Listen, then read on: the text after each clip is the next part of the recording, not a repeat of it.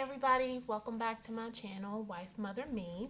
I'm Jolene, and for those of you who don't know, I am a homeschool mom to three kiddos.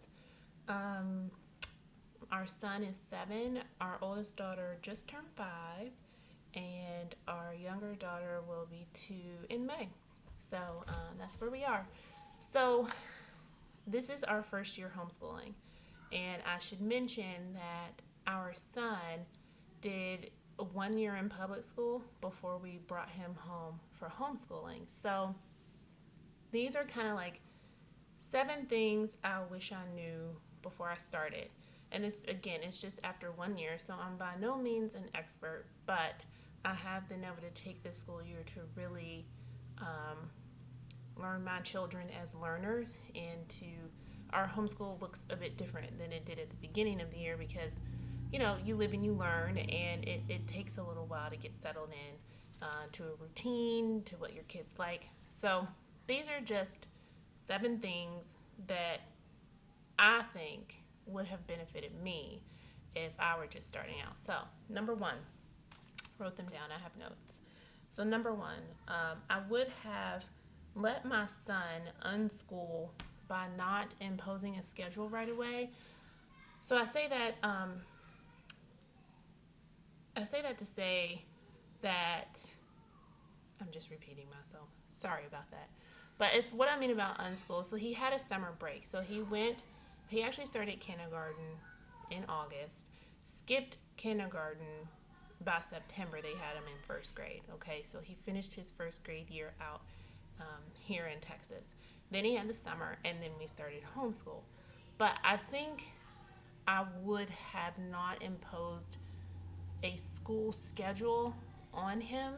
I am a person who likes control, who likes schedules and organization like that, but I think it would have been better if I had just started out him learning through play, doing things as we play games, having him do math problems, maybe with like Monopoly, or doing Legos, building things, and talking about the different things that we're building, or some way like that, instead of just jumping right in with workbooks and worksheets and lessons and that sort of thing, just to let him unschool a bit, because I want learning to be fun. And I'm not saying it can't be fun in a public school setting, but I didn't want him to feel like learning could only be sitting at a desk looking in a workbook, right? We can learn throughout all of life, in everything that we do, going to the grocery store, learning how to mail a letter, just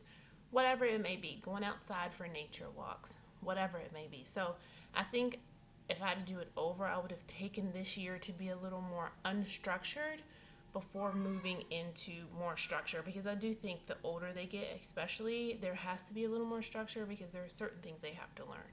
But at 7 years old in second grade, not so much.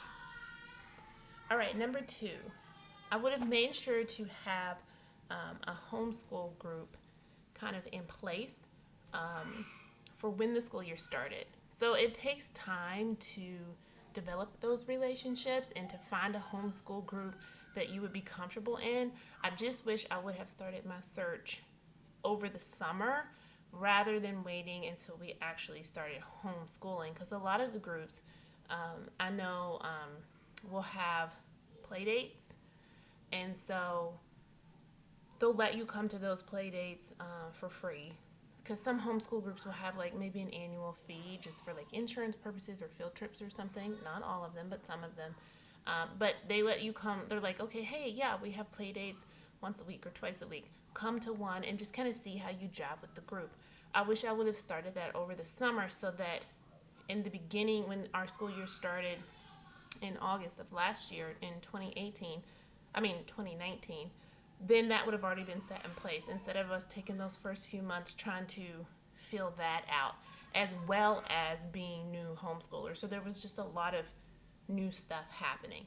And it also depends too, because for me personally, I wanted to be the one doing the teaching. I just really wanted a group for the interaction for my kids as well as myself, and for field trips. So I really didn't want like a co-op where we had to go where they were in a classroom setting situation with other kids. I wanted to do all the teaching. I just wanted the social aspects of a group. So I just wish I had set that up earlier. Number 3, I wish I had had a reward system in place. I am learning that my kids really love rewards, which is most kids, right? All kids, even adults, honestly, if we're honest. But I didn't have any kind of reward system set up. Rewards being like, showing kindness to your sisters, or sitting down to do a lesson without getting too distracted. And, these lessons are like 15 minutes. So I don't expect a 7-year-old or a 5-year-old to sit down for an hour with no distractions. But being respectful of your brother if you finish your lesson early, going to play in the playroom instead of being distracting where he is. You get a sticker, or you get, if you've done those things all week, you get a card for free ice cream on the weekend. Go for an ice cream play date or something, just whatever it may be. But they live for that stuff, and it doesn't have to be big, expensive stuff, but just little stuff. And so we're going to implement one this year. Well, I guess the coming school year, 2020 into 2021. I don't know how that's going to look, but we're either going to use tokens or some sort of tickets for them to collect throughout the week, and then they'll be able to cash it in for their treat or toy, or what have you, whatever their gift is. Okay, number 4. I did not know that homeschool conventions existed, but they do. And I wish I had gone to one, because I did look on YouTube, like for reviews and stuff. I went to the actual websites of the manufacturers. But when you go to a homeschool convention, one, you're surrounded by a ton of people who have homeschooled for varying periods of time, multiple children with babies and toddlers, because all that is hard and it's difficult. And you can actually talk to people if you don't already know people in your immediate group or area who are homeschooling.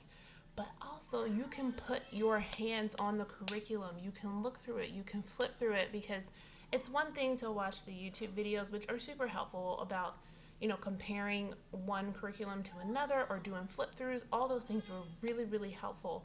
Or going on the manufacturer's website and going to a sample, like doing a sample download, that's helpful too. But there is nothing more helpful than being able to actually put your hands on it, to touch it, to look through it from cover to cover, to really see, hey, is this something I think I'll like? Is it something I think my kids will like? Is it teaching them what I want them to know this year? All that sort of stuff. And there's just a tremendous amount of resources at the conventions with the speakers and things who've been doing this for a while. I was planning to go to one this year, but Corona happened, so we're all quarantined, but hopefully next year. Number 5, I wish in the beginning I would have just stuck to the 3 R's: reading, writing, arithmetic, right? So again, when we started the school year, my kids were 6 and 4, so very young, but I was like, we need science class, we need history class, we need to go on nature walks, we need to do this, we need to do that, we need social studies and geography, and it's too much. In addition to reading, writing, math, language arts, all of this stuff, and it's like, no, that's not gonna work. I bought a science curriculum, which I still think we're gonna use, but it has sat on the shelf all year. Because by the time we get through our reading, our language arts, our handwriting, and our math, they're done. And why shouldn't they be? They are now 7 and 5. They're done, right? So we do a lot of our play. And again, getting through that work only takes an hour to 2 hours, depending on how distracted they get, because they are kids, or how much I need to tend to our 1-year-old, because she is determined not to be left out. But they're kids. I mean, anything much longer than that, it's not going to fly. So I started incorporating a lot of play building blocks and connecting things, those magna tiles and games like memory games or Monopoly or Hangman, things like that, where we're playing and having fun, but we're still learning. It's not always just the workbook work, although I do think it's important. I've just been able to find good balance. Number 6, okay, I know being on YouTube is probably not best to put this out there, but I wish I hadn't obsessed over YouTube videos so much. By that I mean, I'll be right back. This is baby Sloan. This is the toddler. Say hi. What's on your face? What's on your face? So, number 6, not obsessing over YouTube videos so much. So what I wish I had done, like I said, YouTube is a great resource, and there's many ladies that I still follow, and I appreciate their content and what they put out. But in the beginning, it was all I did. Like, it was an obsession. Any free moment, I was on YouTube. My kids couldn't even get my attention. I was like, I have to organize our homeschool. I need to see what other people are doing. Let me find out this, and that. And it was almost unhealthy. Let's be honest. It was almost unhealthy. I would get an idea about something I wanted to do in our homeschool, and I'd be like, well, let me go on YouTube and see how so-and-so is doing it. And if they were doing it even the slightest bit different, I would change it to match what they were doing. But your homeschool is not going to look like anybody else's. And again, I appreciate all the content that all of the YouTubers are putting out here regarding homeschool, because it helped me so much and continues to help me.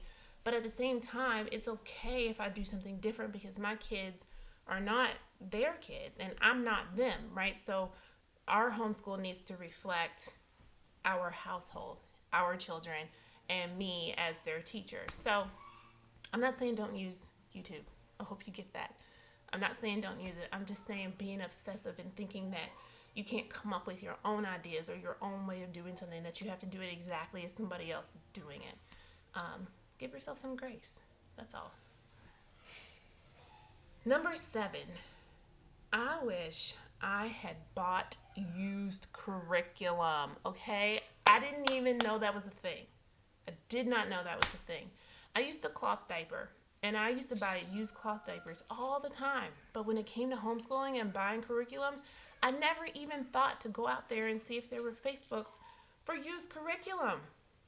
Who knew? So I wish I had done that, because there are plenty of Facebook groups, there's plenty of websites, there's plenty of discount stores where you can go and get used curriculum, and it's usually gently used. They may have taken a lesson out, like some of the curriculum will have those pages where you can tear out cleanly. They may have taken out a lesson or two and then not touched the book for the rest of the school year. And the lessons may have just been done in pencil, so you can just erase it and redo it. Or a lot of times the first lesson or two is on the manufacturer's website, where you see the sample pages anyway. You could just print those out and you have yourself a whole new book. Or some people buy curriculum and don't use it at all, like my science thing I was telling you guys about earlier, just sitting on a shelf. Somebody could totally use it. You could resell it, and it's at discounted prices because it's already been bought. So, just take your time. Don't rush into it. Give yourself plenty of time to think about what you want to do, to create a homeschool atmosphere that is very reflective of you and your children. Always think of you, right? I wish I had thought of me, the wife, mother, me, right? The me part of that. I was mother, and not thinking of me too, which is important because you're the teacher and you're going to be there all day with your kids too. So it's important that your homeschool reflects not just your kids, but also you. So give yourself some grace. Hang in there. It will get better. I read or watched somewhere that it takes about 3 years to really find your groove. And I'm beginning to really think that's true. Like I said, our homeschool looks drastically different at the end of the year than it did at the beginning of this year. And I'm already thinking about how to make it different for our upcoming school year. So it takes time. It takes time. Don't think it has to be perfect. Don't think you have to have the perfect setup. Just take your time, pray about it. The Lord will give you guidance, and just go, just start. That's the most important thing, especially in these early years. Just start. So I hope these 7 things were beneficial to you, that you're able to use some of them, that it gave you some inspiration, and maybe some things to think about, especially that use curriculum.